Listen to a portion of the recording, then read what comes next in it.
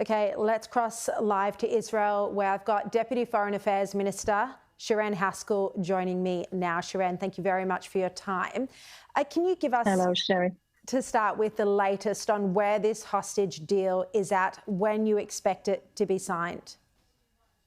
Well, it's difficult to say because we are waiting for Hamas to take off the table all of their threats, and we're waiting for their answers about the deal that was proposed.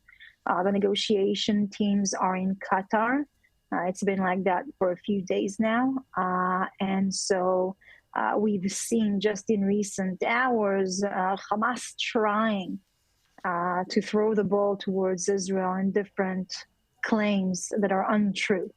The fact is that all the details are also accumulated details from a negotiation from August and from May. They know all the demands, they were spread on the table, and we are just waiting for them to confirm it and to give us the answers and to advance with the process. Now, there has been criticism about this deal. Is it the best deal that could be struck, where so many Palestinian criminals, including terrorists, will be released for just a reported 33 hostages in the first stage, so not even all of the hostages? So the first thing is that, look, our government is fully committed, and we do not give up on any hostage that is being held in the hell of Hamas, in their dungeons of torture. And we will fight to bring them back up until the last one of them.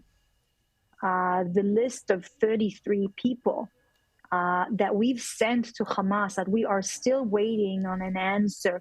These are humanitarian cases that are meant to be in the first step of release towards the ceasefire. Those are little children, babies.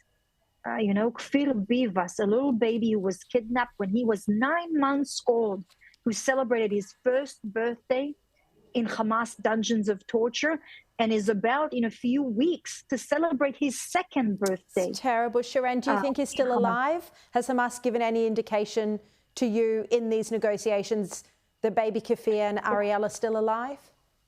Well, we are expecting that the list that we've put through towards Hamas, that was published with the 33 humanitarian demands, that most of them are alive. We haven't received an answer yet from Hamas, but that is our expectation. And that's including 2 humanitarian cases of an Ethiopian citizen, Israeli citizen, and a Bedouin Muslim citizen who are being held in Hamas captivity for more than 10 years.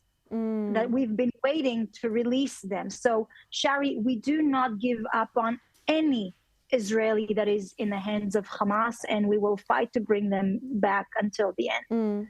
Sure, and I just have to put these criticisms to you again. I mean, it's been, because this is what is being debated in Israel and globally at the moment. It's been 15 months. Israel has succeeded largely against Hamas. Hamas is on its knees. Its leaders are dead. Trump has threatened to unleash hell on Hamas if the hostages aren't released. So why does it still have so much power when it comes to these negotiations? Why can't Israel say, we need all of the hostages out now and we're not releasing 1,000 Palestinian terrorists? Well, look, Hamas is not a rational party that you negotiate with. Hamas is a terrorist organization that, as much as it wants to destroy Israel, it will destroy itself, murder its people, destroy their economy, destroy everything in the way in order to achieve the goal of the destruction of Israel. You're not negotiating with a logic or someone who share the values that me and you, Sharri, actually hold. This is a terrorist organization that is willing to commit suicide on the way. And that makes it very difficult for Israel as well. Look, since December, the negotiations were somewhat of fake negotiation because Hamas won't even sit around the table. Sinwar forbid and refused to sit around and negotiate no matter what the situation was. It is only now, since December that Hamas is actually even sitting around the table to try and negotiate a deal. And this is after we've destroyed most of Hezbollah's capability. We are fighting against the Houthis. We've given a serious hit to Iran. So they understand that their position is a very weak position. Is it going to be perfect? No. These prices that we're meant to pay are heartbreaking prices. I mean, it makes you feel sick, doesn't it, to think that another Sinwar could be released from Israeli prisons? These are heartbreaking, a heartbreaking event. You know, the options are not good, and we need to decide between two bad options. And our decision and our commitment, as we said before, is to bring back our family members back home as quickly and as safely as possible. And yes, unfortunately, we will need to pay a serious price for it, a heartbreaking one. And my heart goes to the families who some of their family members were murdered, and they will see murderous monster being released. Very hard. Look, we've only got 30 more seconds. I just quickly want to ask you, you spoke about how Hamas had refused to come to the table. They've only come now because of Trump, yes?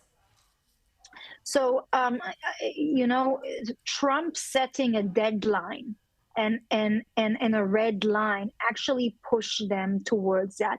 The destruction of the power of Iran and Hezbollah in combination with Trump's declaration definitely pushed that forward. Yeah, all right. Sharren, Haskel, thank you very much for joining us and answering these difficult questions.